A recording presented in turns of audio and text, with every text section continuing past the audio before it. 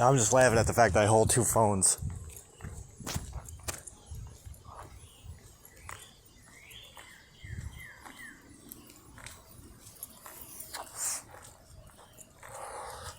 It makes you wonder what people think.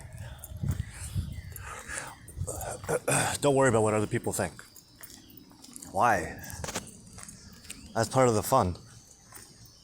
What do you think? Everyone worries what other people think.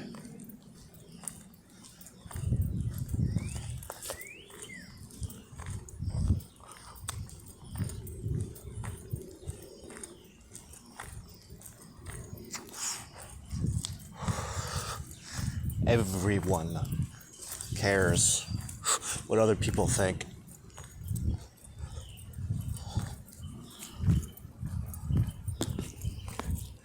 How can you tell me that nobody don't care what people think when everybody thinks what other people think?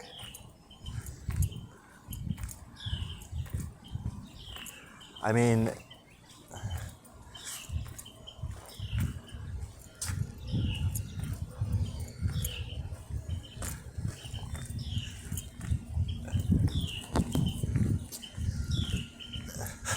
is it, am I wrong in thinking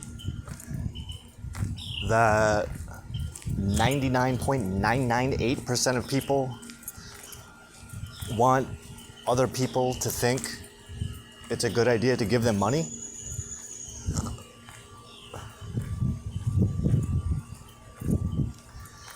Everybody gives a shit what everybody else thinks.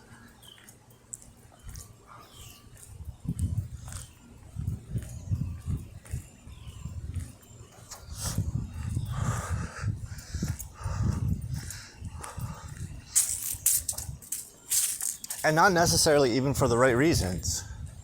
But not necessarily for the wrong reasons either. I mean,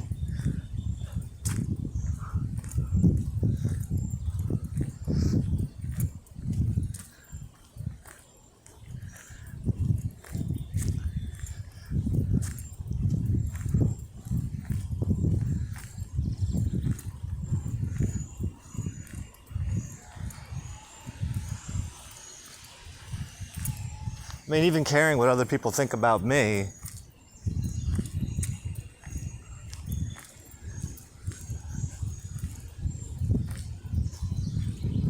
besides, they might see something I don't.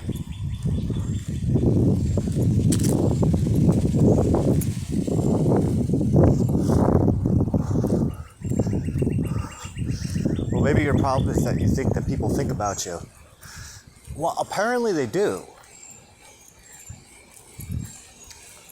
More often than I realize, you know? Like, you can't see it right now, but I have a very blatant kippah on the back of my head that I've been wearing for, this has to be day 5 or 6.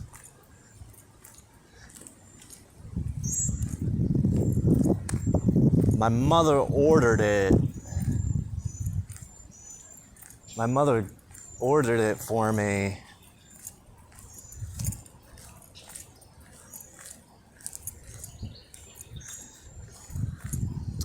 I believe on the new moon.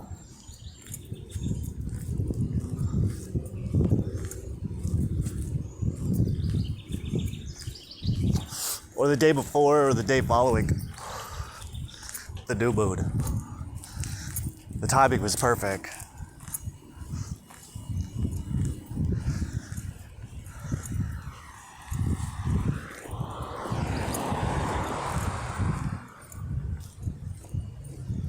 And then it showed up.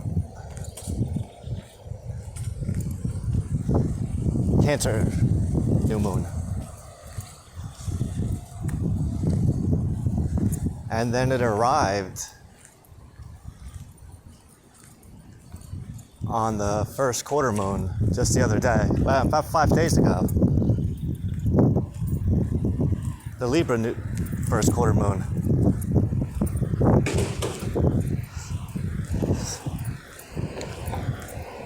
which was the 15-week.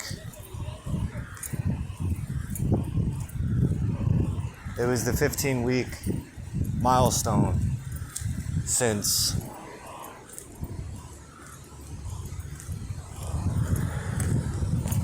Passover.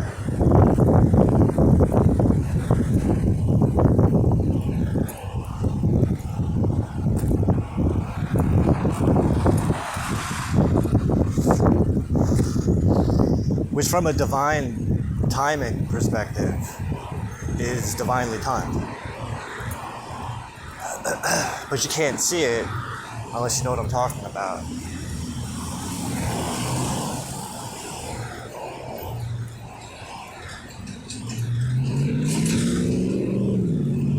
Anyone that's not familiar with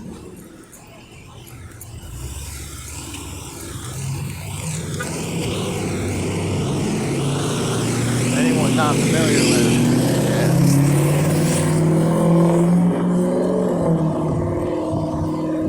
anyone not familiar with the lunar cycles in relation to the tropical zodiac or sidereal zodiac for that matter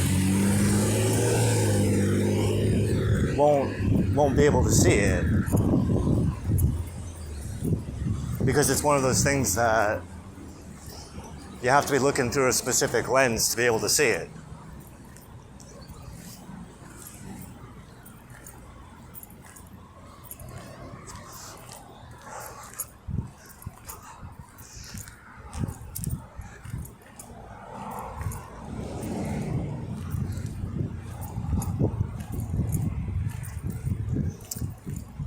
To me,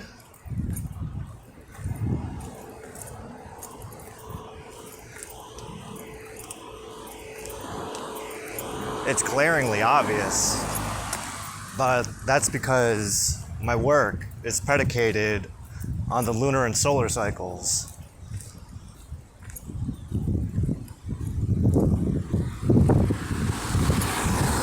As demonstrated through the tropical and sidereal zodiac.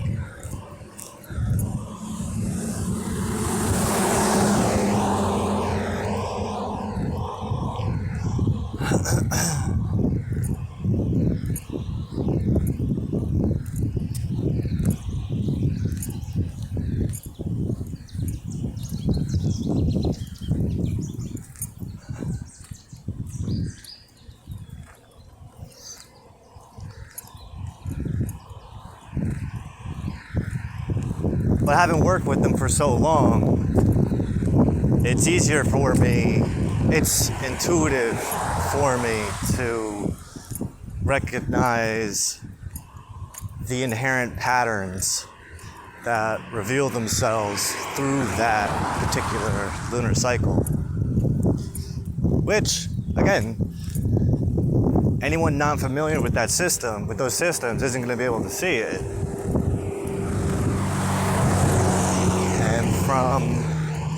From all the research I've been doing on it, I seem to be the only person in history who has any kind of tangible record of it.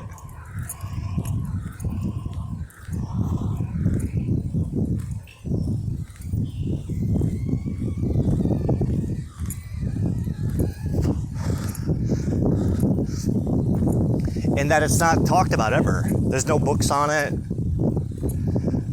There's no classes on it. It's just my way.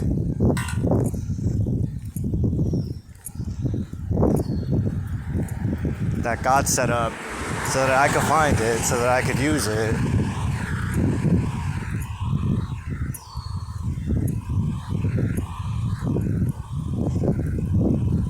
Which from perspective gives me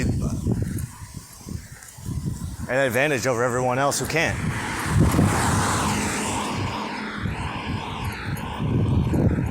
But then on the flip side, even the people who are familiar with the tropical and sidereal systems, they don't see it either. And if they do, they don't say nothing about it.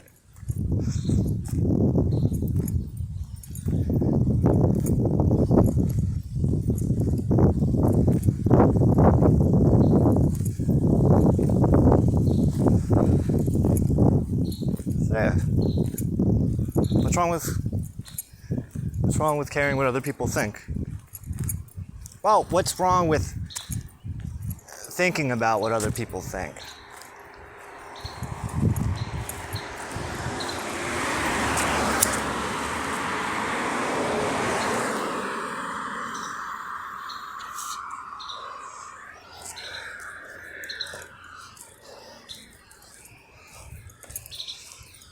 Right?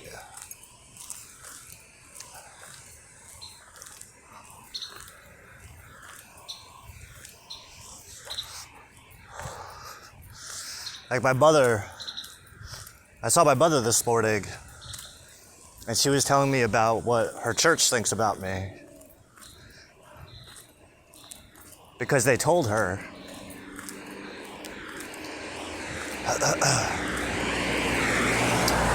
that because I wear this kippah, and because I'm a Jew, I'm not allowed to accept the host.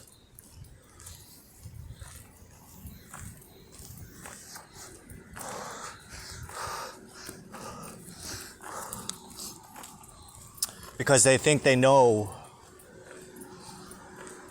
what I represent.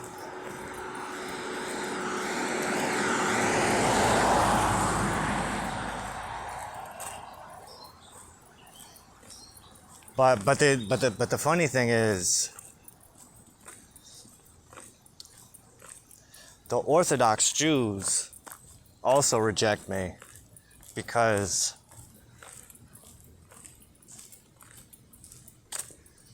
I'm not like them. So I'm not allowed to accept the host. I'm not allowed to marry a Jewish woman, and I'm not allowed to participate in a minyan.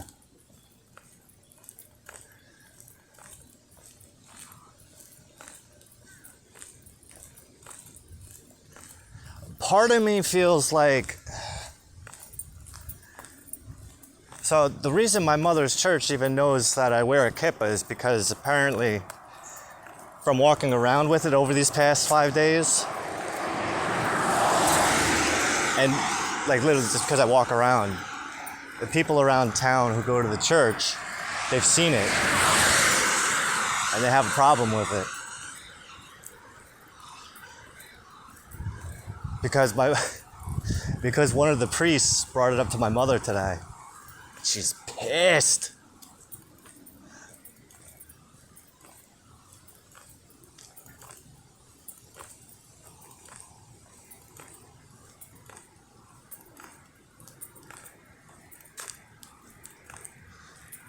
She's so mad.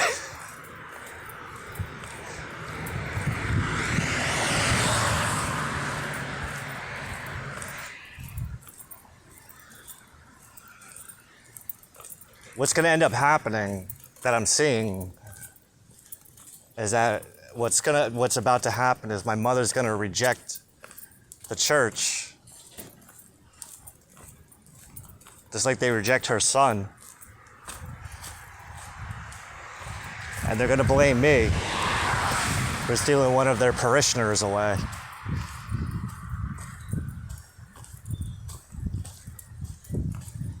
But in truth, I've been going to that church for a couple years because of the fact that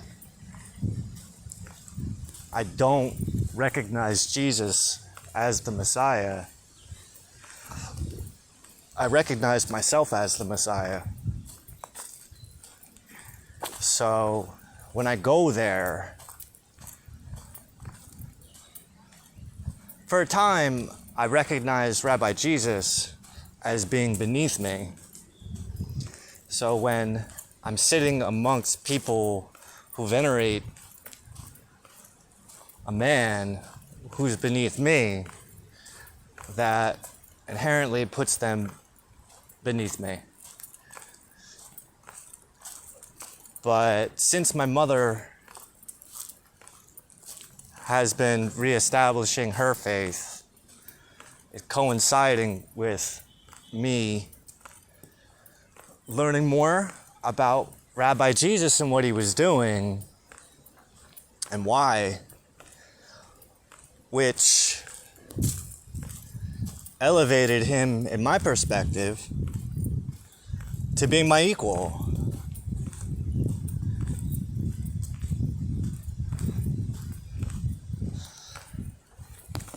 In that, from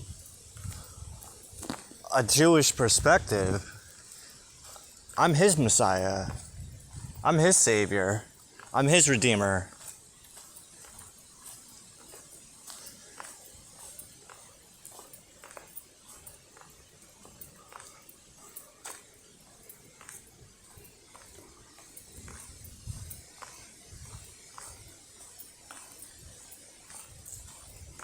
So what this kippah represents to them is that I don't prostrate myself like they do.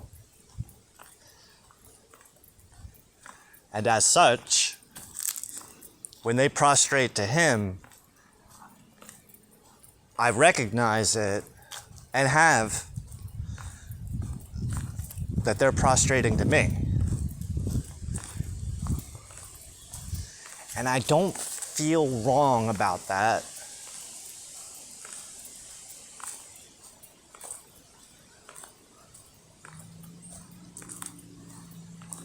There's a part of me that's offended, and I want to go to a church service and take the host intentionally just as a fuck you.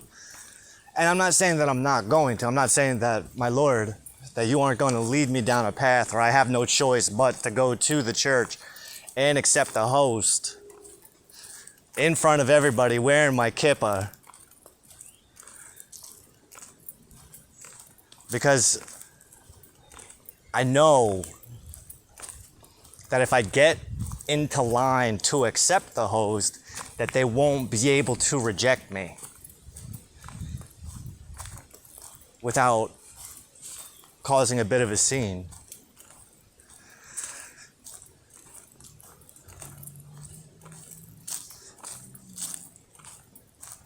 But again, that's based on this idea that I'm the type of Jew that they think I am. If they even believe that I'm a Jew.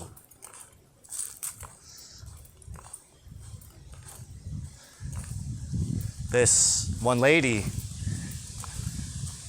said to my mother that I shouldn't be able to take the host if I think that I'm a Jew. And where that gets offensive is if I think I'm a Jew. I don't think I'm a Jew, I know I'm a Jew. There's a difference. I just spent the last 7 years of my life demonstrating to my Lord, the God of Jesus, that I'm worthy of wearing this kippah. So then why didn't God give it to you? He did, through my mother.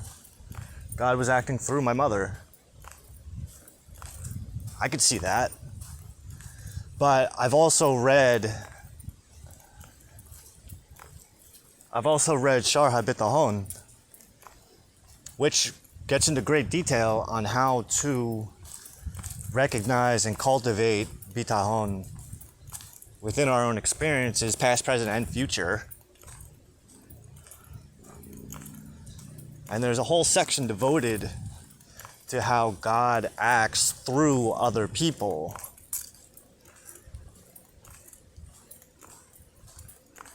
And when someone does something for us,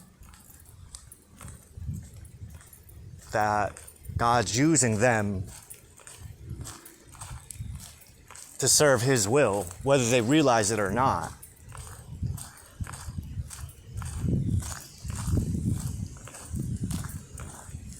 The best example being Joseph, the son of Jacob, who was sold into slavery by his brothers, who kidnapped him and sold him into slavery.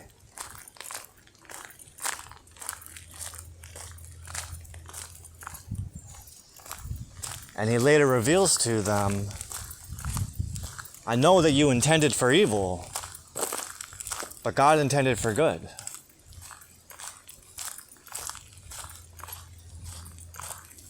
I don't believe in free will. I don't believe anyone has free will. I think you have enough free will to believe that you have free will, but even your belief of having free will is confirmation that you don't have it.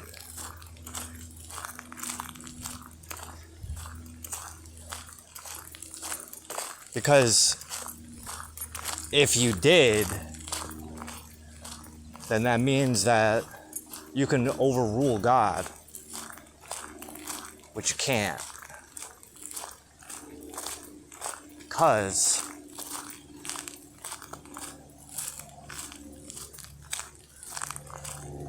the script, he wrote the script already. Everything that's happening right now is the product of everything that happened before it.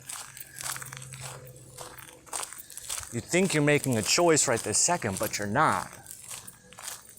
That choice was already made for you. And I suppose,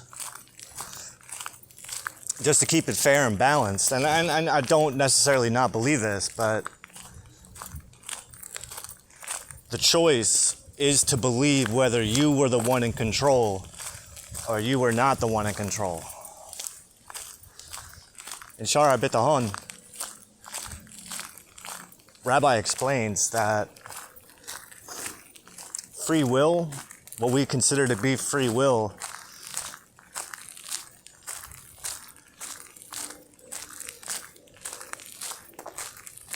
is probably the least of three primary factors to take into consideration.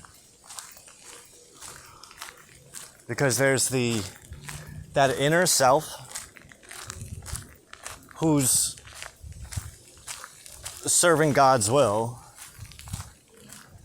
whether you see it or not.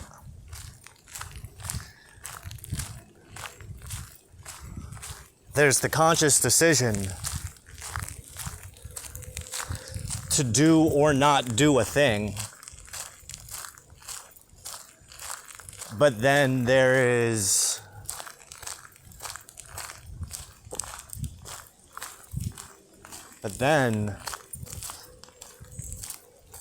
the external factors that we have absolutely no control over.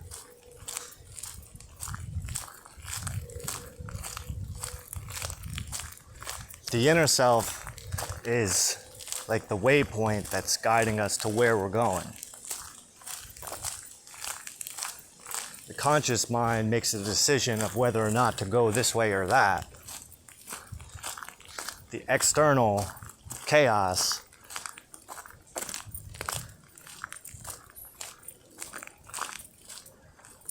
is what ensures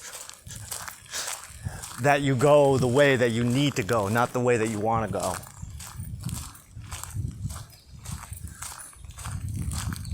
I want to make a left over here.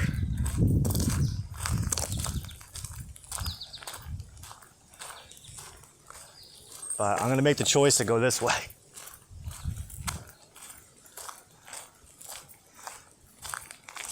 Or maybe I wanted to go that way, but I have to go this way.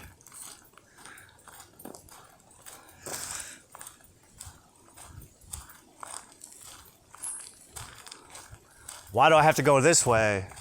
Because I know what comes this way. This is the harder way. That's the easier way.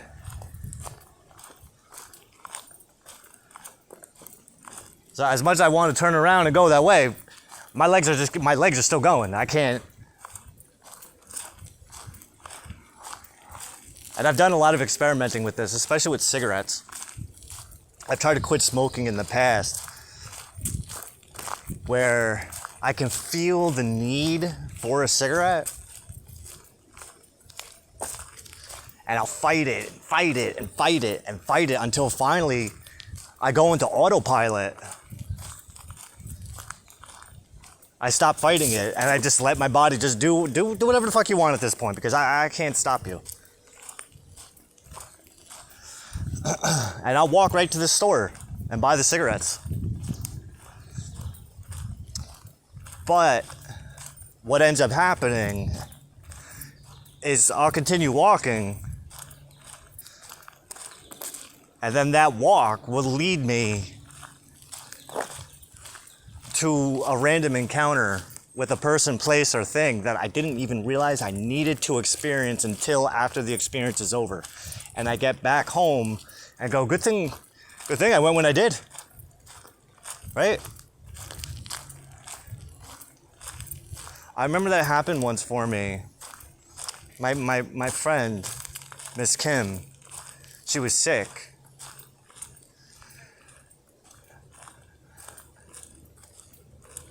And she couldn't do anything. So I had one of these situations where I wasn't smoking for a couple days, but it just overcame me. And next thing I know, my body's just walking to the store. All right.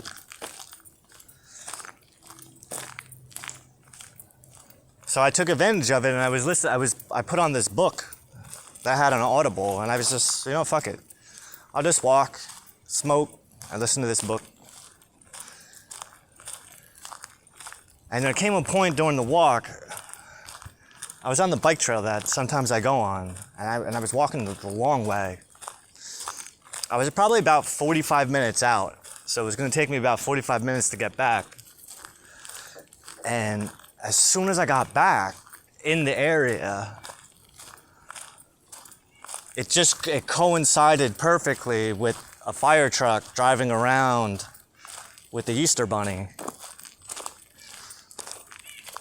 which got me into this mindset like, yo, I could see it off in the distance, but it was turning into this neighborhood that was way out of my way. And I heard the fire truck coming towards me, but I couldn't figure out where it was. So I decided to just let my intuition guide me. And so I turned around and went down this very specific route. And as I was going, the fire truck came out and started driving right towards me so that I could record it. I could record the Easter Bunny waving and then send the picture or send the video over to Miss Kim. This way she could at least see the Easter Bunny driving by, despite being bedridden. It's cute. I thought so.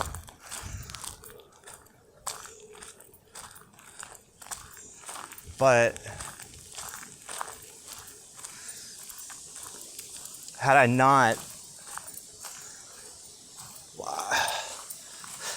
assuming that I could have held out any longer with those cigarettes, assuming that I could have overpowered my body,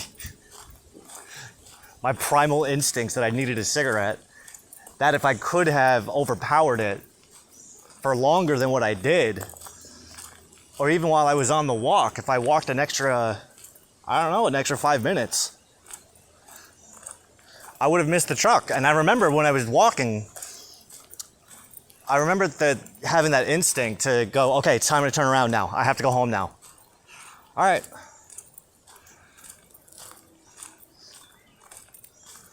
But even that feeling and following that intuitive nudge, that's something I've been practicing for a long time. That's something I've been honing and perfecting for a long time now, for about 7 years. But it's not that it started 7 years ago. It's just that 7 years ago I made the conscious effort to go, okay, let's just see what happens. And when I think about it, about how that choice of mine, that free will choice of mine to start consciously following my intuition whenever it presents itself in that manner, led me down this most peculiar adventure over the past 7 years that perfectly aligned me with Torah law, which itself is something that I've been desiring to better understand.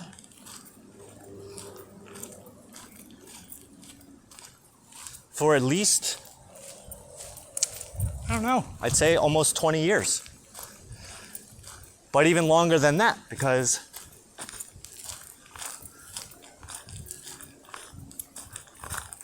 I like the shirt. Thank you.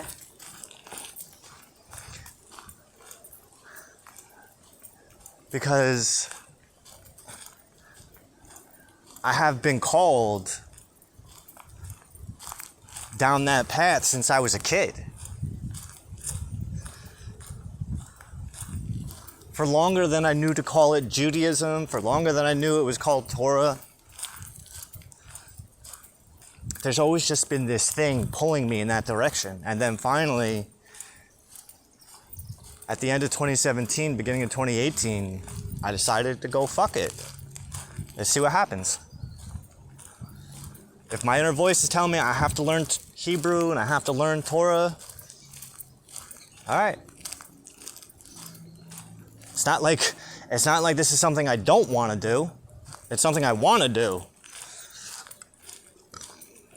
And it feels like something I have to do.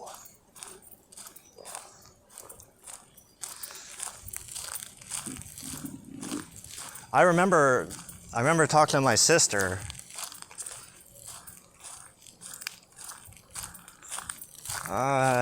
Maybe about 2 years ago. And she said to me, "You study Hebrew?" I was like, "Yeah. I've been studying Hebrew for the past 5 years. What are you talking about? You've been studying it for 5 years and you can't read it yet?" Nope. Because that's not all I do. First, you have to learn how to read it before you can start studying how to read it. Because it's not like a regular language. It's not like learning English, where there's only one dimension to it.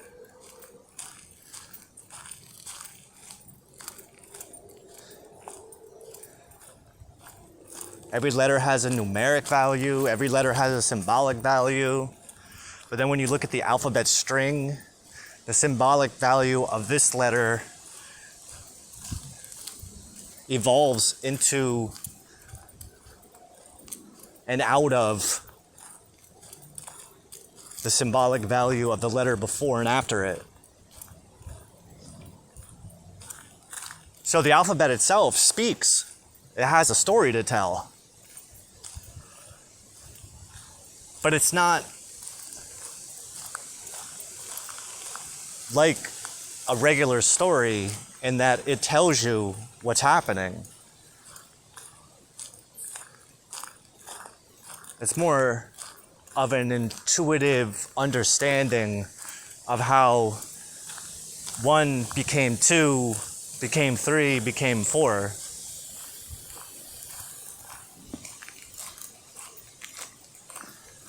But then at the same time, even the numeric values have their own symbolic values that correspond with the symbolic value of the letter itself, which is connected to a phonic value. So no, it's a little challenging. And that I don't have a teacher necessarily. I teach myself. I allow myself to fill in the blanks. But even once we started studying Torah, and I started to more consciously allow God to guide me towards any and all answers that I was looking for,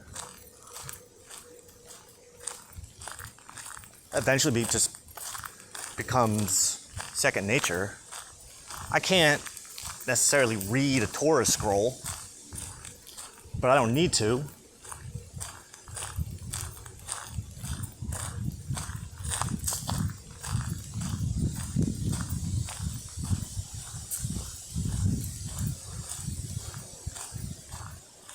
Because everything contained within a Torah scroll is contained within a translated form of the Torah. So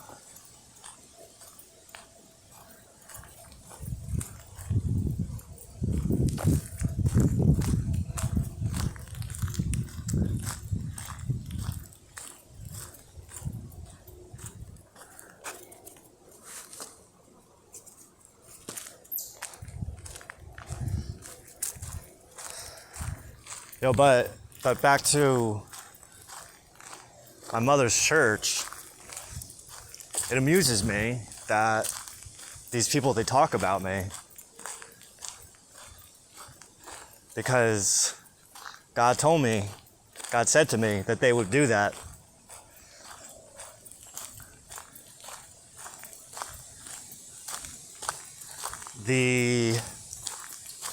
I believe it was the first day that I came out for a walk while wearing my kippah. I saw one of the guys that I met at church drive by me as I was walking, and I turned a specific direction, and it dawned on me that it was more than likely that as I turned, he probably saw it, the kippah on the back of my head.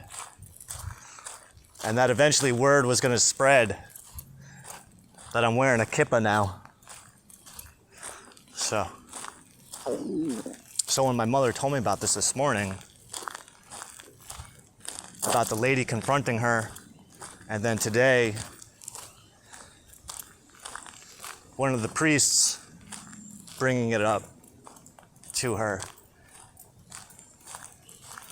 Because he asked her how I was doing, and she had asked him if he had seen me on my walks, because the church is right over there.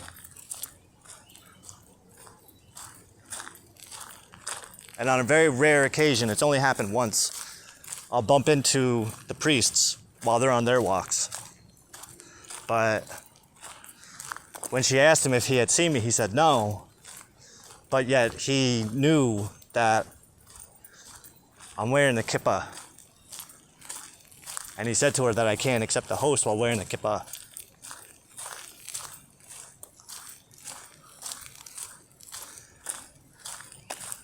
Which set her off a little bit, because now these people are involving her in some shit. That's not why she goes there. My mother doesn't go to church so that the priests and the congregation can tell her about her son. She goes to church to worship Jesus Christ so that she can find peace within herself. But now the church itself is serving the opposite effect on her because of the fact that her son is a Jew.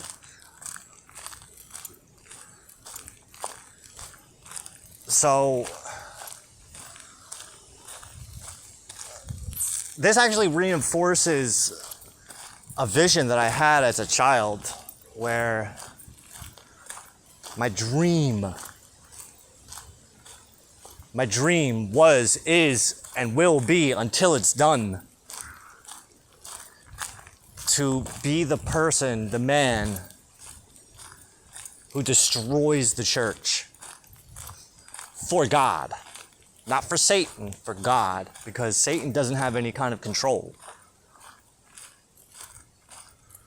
Although, the only control that he has is what control God gives him. which we learn through the book of Job.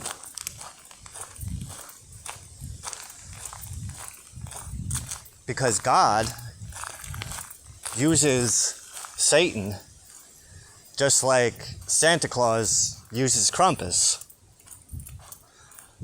to see who the bad eggs are so that they can be weeded out.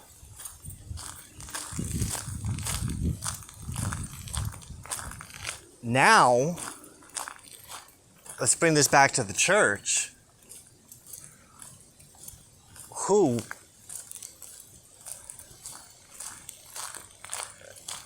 they didn't even tell me, they told my mother that I'm not allowed to do something that is my right to do as a Jew. I've done it before. I just wasn't wearing a kippah.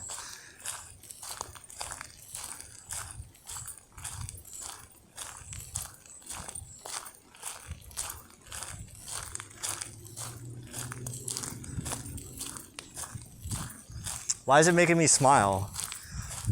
Because this is confirming everything. That these people, these religious people, need to go. Their religion needs to go.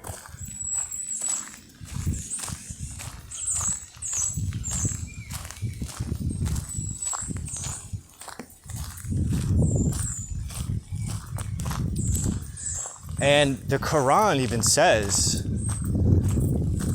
hey, God forbid you're one of those people who tries to deny another person their spirituality. Especially when it comes to God. I don't give a shit what you believe. That's not my problem.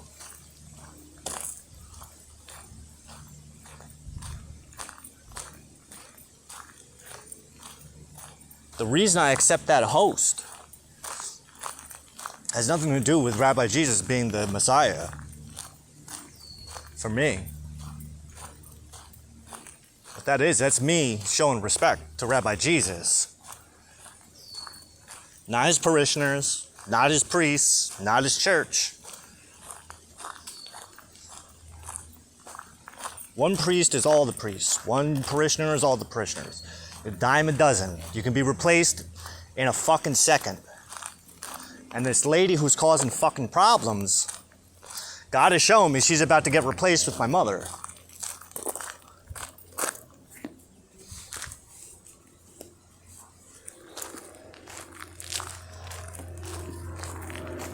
Because I very much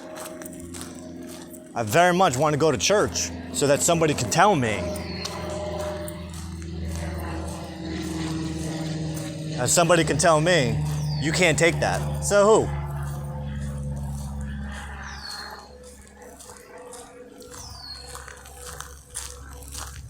Says who? God or your ego?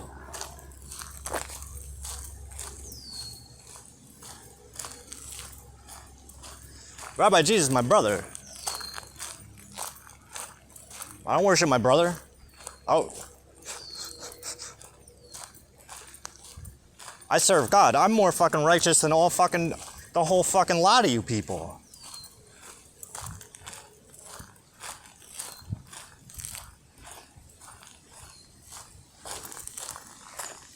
And mind your goddamn business. You should be fucking thanking God that a Jew is even taking you fucking people seriously. And it's not that I even take them seriously. I take Rabbi Jesus seriously. I don't take Catholicism or Christians seriously. I think they're more of a joke than anything else.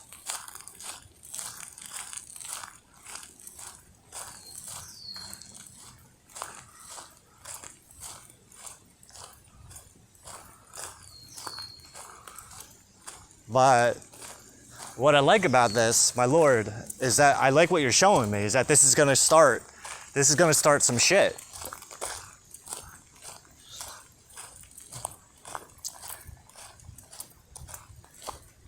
Because look at Joseph and his brothers. Judah and the gang, their intention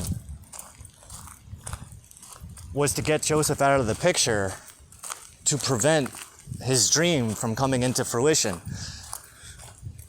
Because they were under the assumption that Joseph was the architect of his own dream. They couldn't accept, they couldn't understand that the dream was coming from God. And that it wasn't actually a dream. Oh my God, I cannot wait. I cannot wait to get to Aristotle's book on dreams.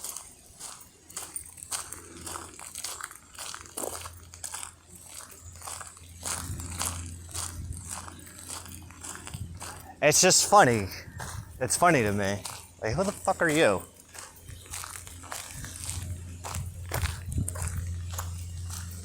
Meanwhile, your head priest has got rumors going around that he likes to diddle the guys. I can tell. I can tell he's a homosexual.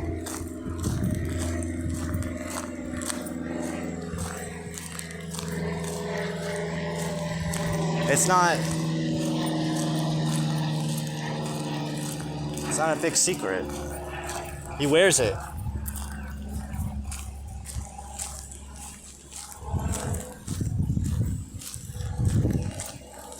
Because I know that if I asked him, are you homosexual? It'll take him, he won't answer at first.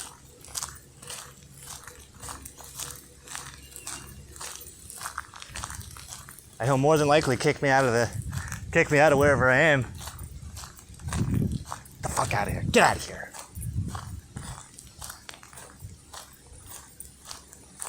Is that a yes? Sounds like a yes. Well, there was rumors that he had taken one of the seminarians to a gay club.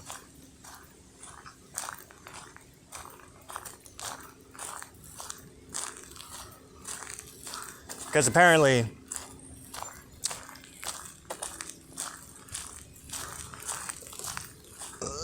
I didn't make this up, but apparently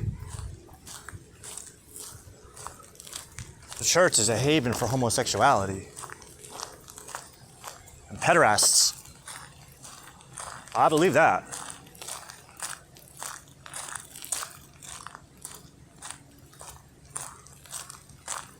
Kid fuckers.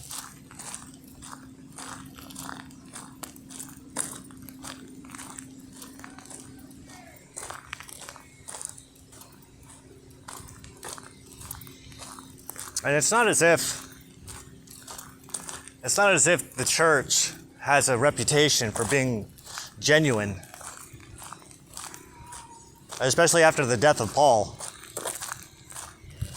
Once it got appropriated by the Gentiles, then it became a false, idolatrous religion. That's why I like to say, never trust a Gentile to properly interpret a Jewish work.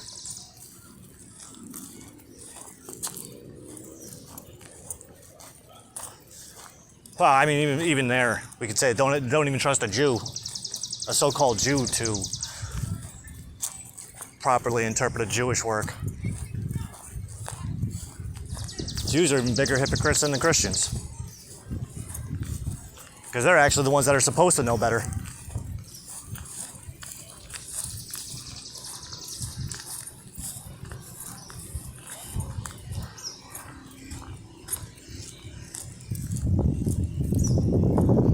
You know?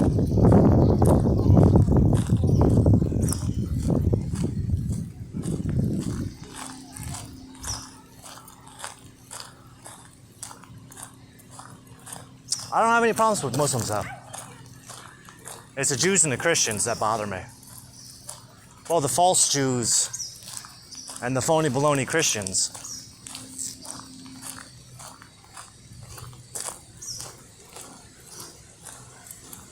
You follow the 10 Commandments. Yeah, well, I follow the other 603 also. So there.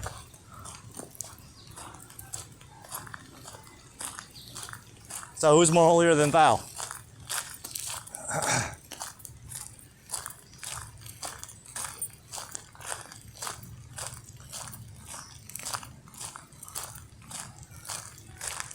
I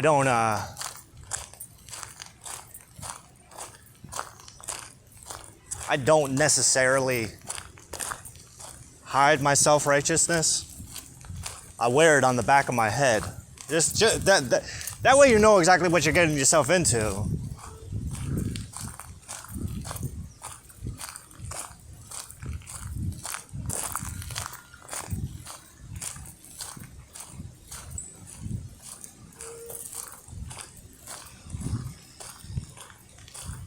I remember this video by Mark Manson, and he was talking about the same thing, like, don't care what other people think, because here's the truth.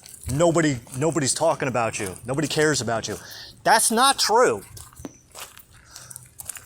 If it was true, then why was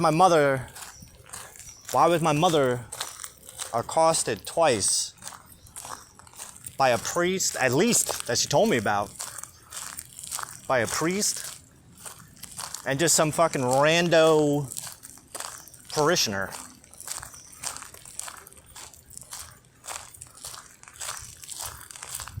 People, you gotta mind your business. But now here's the other problem.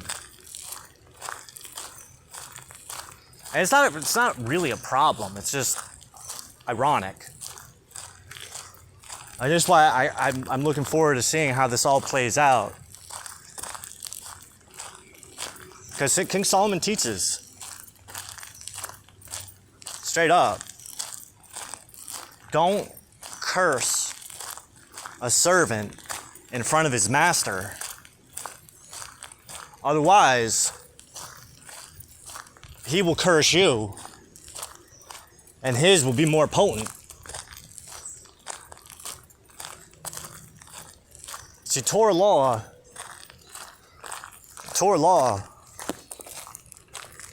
goes, cursed are those who curse you, and blessed are those who bless you.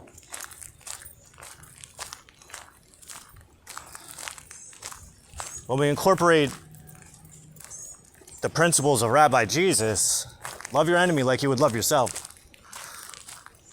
Because even King Solomon taught, do not celebrate the losses of your enemies.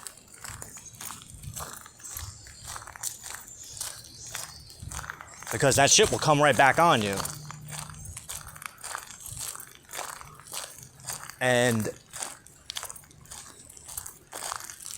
that's something I stand with firmly. I know I lose my temper on people, like right now.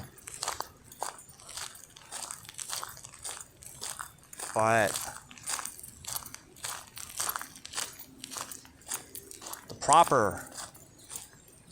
leave that shit up to God. Leave that shit all up to God. Don't ever try to take that shit in your own hands. Bless those who curse you and love those who hate you.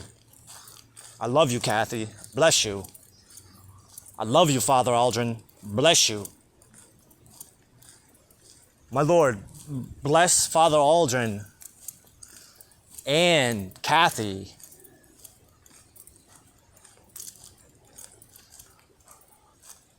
They mean well. They don't know what they're doing. Forgive them, Father, for they know not what they do. And then I hear you tell me it's a test for my mother, not for me.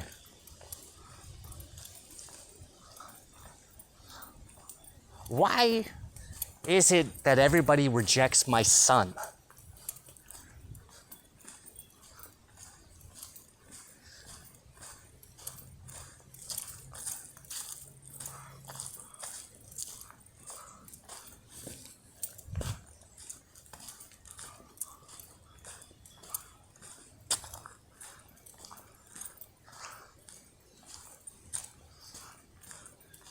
Why is it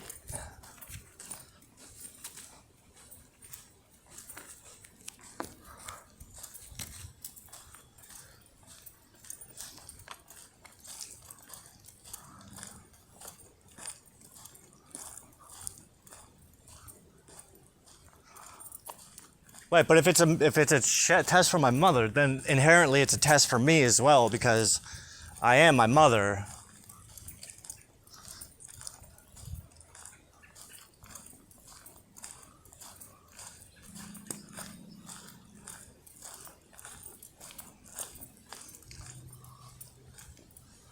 Because I am my mother.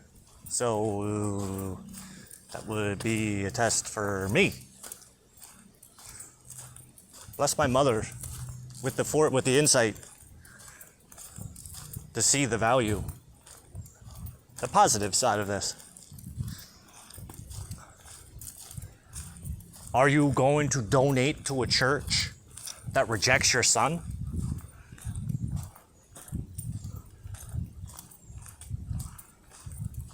Is that not hypocritical? Ooh, who are you going to choose, your son or the church? Your son or your religion? My religion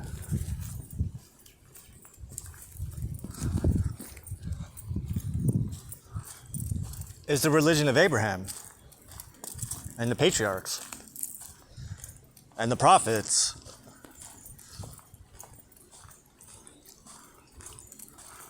That's what I do. Just like when Muad'Dib came out of his trance from drinking the water of life, he woke up and he told Jessica, I am more than the Kwisatz Haderach.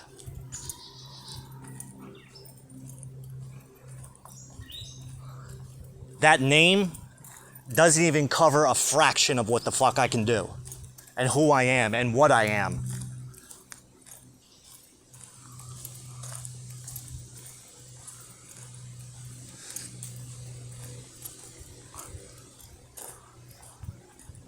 A Jew.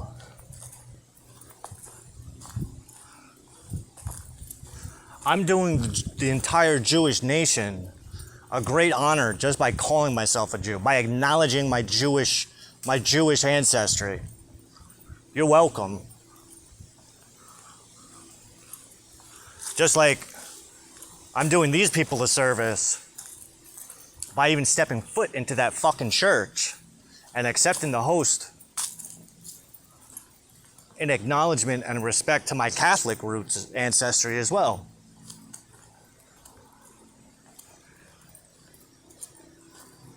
Just like I'm doing an honor to my Islamic ancestry. Every fucking time I even think about the Quran.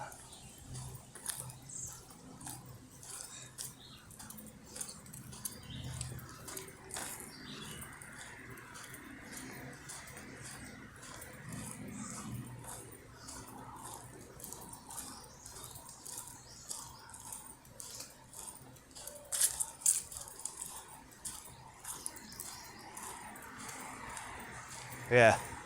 Stare. Just like Paul said to the Reverend Mother. I want you to stare into that place that you're too afraid to look. Because what you'll find is my face staring back at you.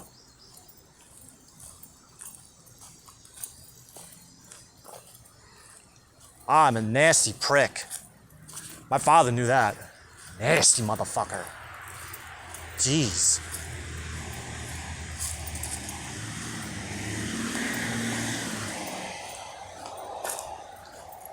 Now.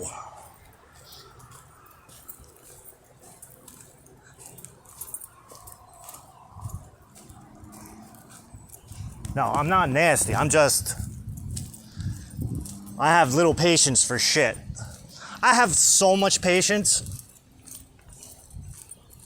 that it almost seems criminal.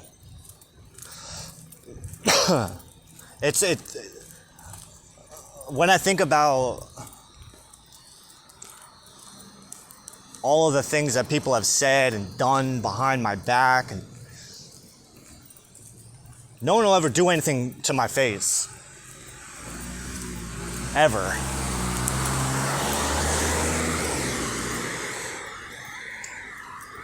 Ever. They're fucking scared shitless of me.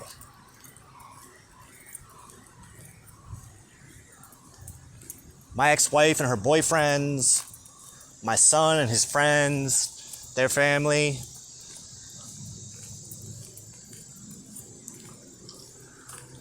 They talk a good game when my back is turned, but they hide like cockroaches. They hide like cockroaches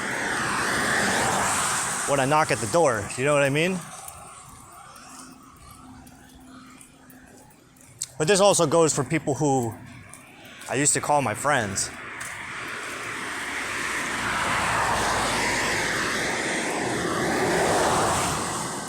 And even the church. Jews, Christians, pagans. I used to have witch friends.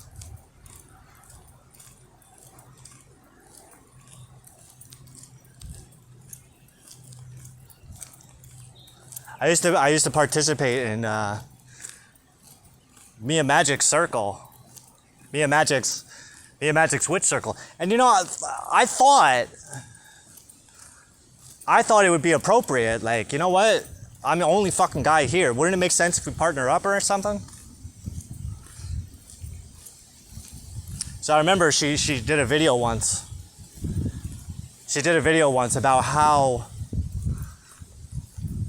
she has influence. And because she has that influence, it's her obligation to use it in the right way. So she sent an invite to everyone in her circle. If you have something that you're working on, come to me and I'll promote it for you. And I remember I went to her and I told her. She never got back to me.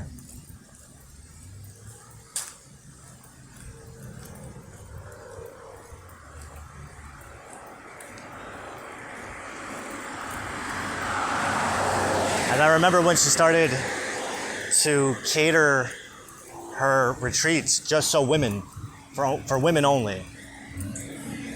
And I used to think, like, that must be for me, because over these past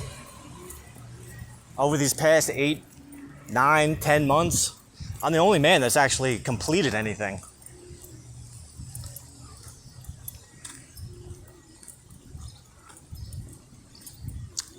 But that's because I was taking it seriously, and I think that was the problem.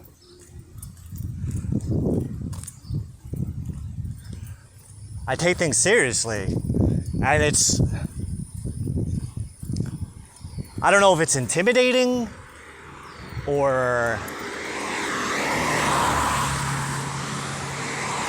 it forces other people to have to look at shit that they don't want to look at, but for some reason, I'm like the fucking plague. Like, even these videos, you know, it's like,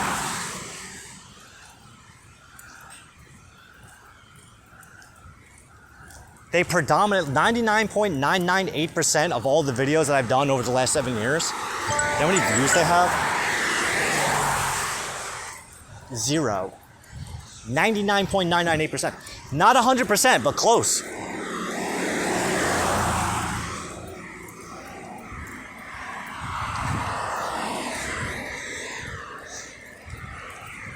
It took me 7 years to acquire 24 followers on YouTube, but I don't promote it. But what do you expect? Build it and they will come. That's what I expect. That's why I know, that's why I trust. Like, when you're watching this in your present, right? Whatever the date is, just imagine I'm that much farther ahead of you. There's videos up there that have been up there for over a year, 7 years for that matter, that have never been watched.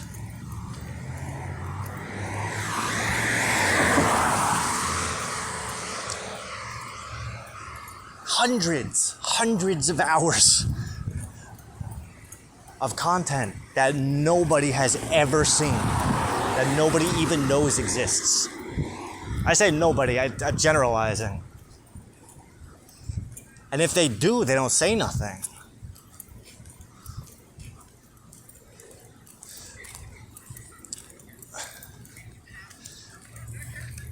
Is it weird? Is it suspicious?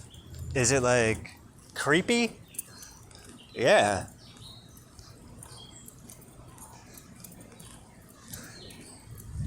Because it makes me wonder, what's everyone doing? Like, what are you doing that's so important right now? That's more important than this.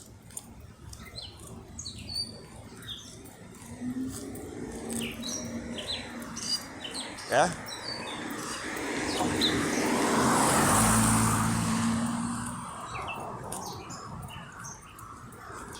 What is it that you're doing that's really worth your attention? That's so important that you cannot pay attention to me.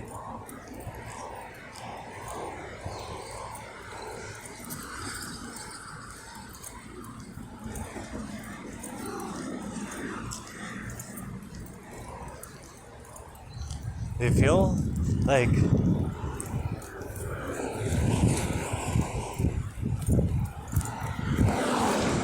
what is that? What is that important?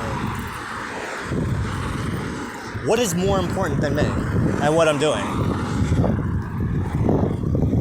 What are you doing? Well, you would know if you were watching. If you were paying attention, you would know exactly what the fuck I'm doing.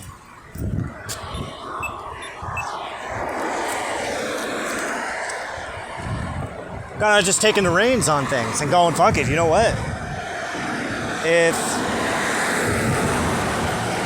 If no one wants any kind of say on how the future looks, I'm just gonna shape it to what the fuck I want it to be. Well, what do you want the future to be? Whatever God wants. That's what I want right now. I just want what God wants. Because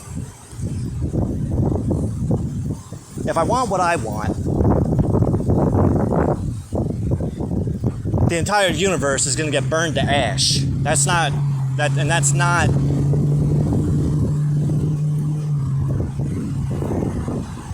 necessarily what we conducive to a brighter future. But then again,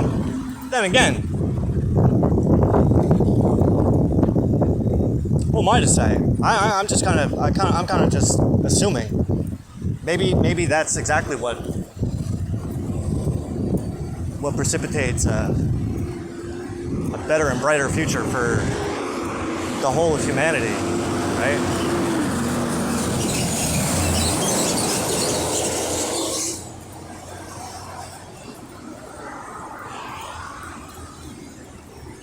But that's a lot of assuming. What if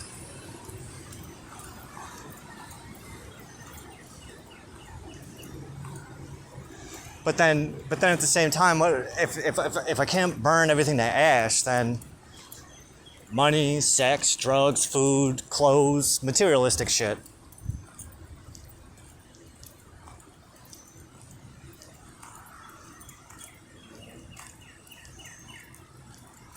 But again, this is what I want. Like, what does God want, though? God wants a more perfect world, where he can a dwelling place for himself. Considering that that's what he made the planet for, was for himself.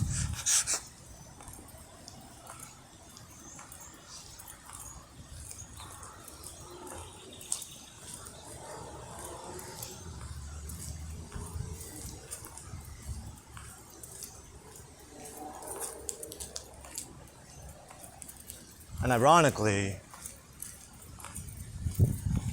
everything I'm working for,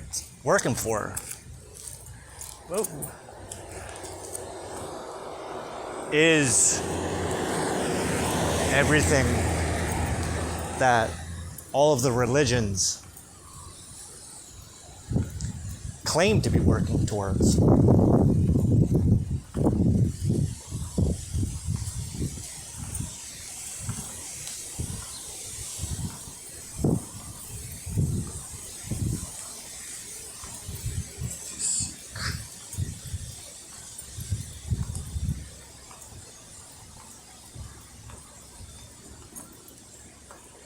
The vision I see is a dismantling of all of the control systems. Religious, spiritual, governmental, educational, science, everything.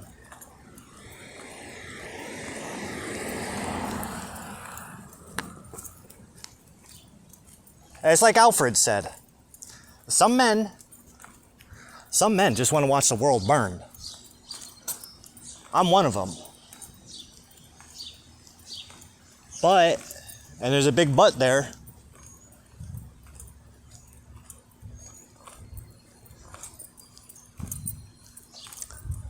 the only power I have is whatever power God grants me, just like Satan.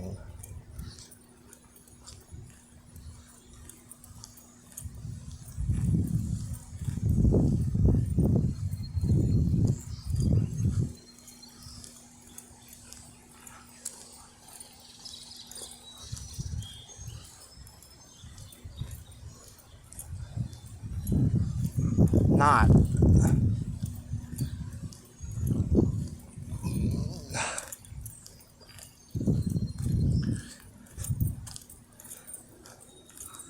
I'm under no obligation to bow down to anyone but God, you know what I mean?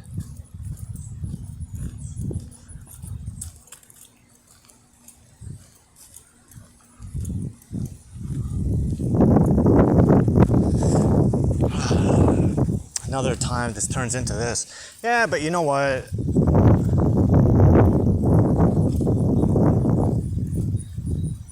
I was gonna say, it's not that big of a deal that every single video turns into this, because there's obviously things I need to work through on my own.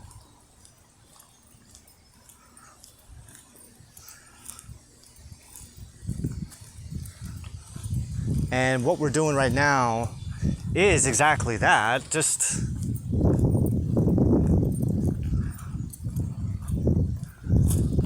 I mean, from a perspective, I mean, this is like therapy. I don't have anyone to talk to, necessarily.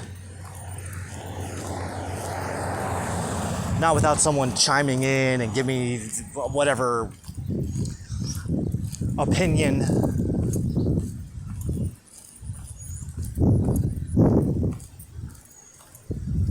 and or advice that they wouldn't follow on their own. So it's not as if I'm in desperate need of a companion to fucking, god damn it.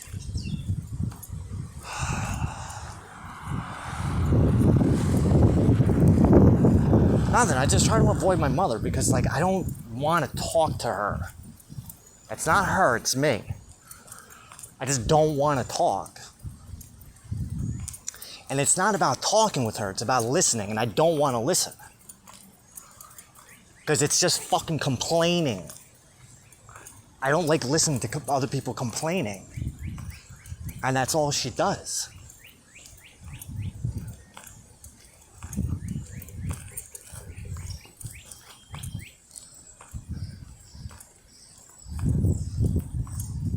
She's gonna tell me a story that I have absolutely no interest in right now. Well, that's great.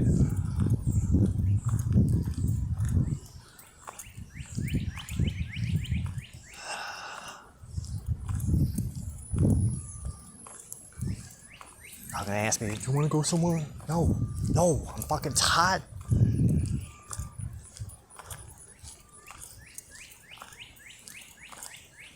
I want to get back to what the fuck I was doing before I left the house. This is why I don't like leaving the house. Because I have to engage. I don't want to engage.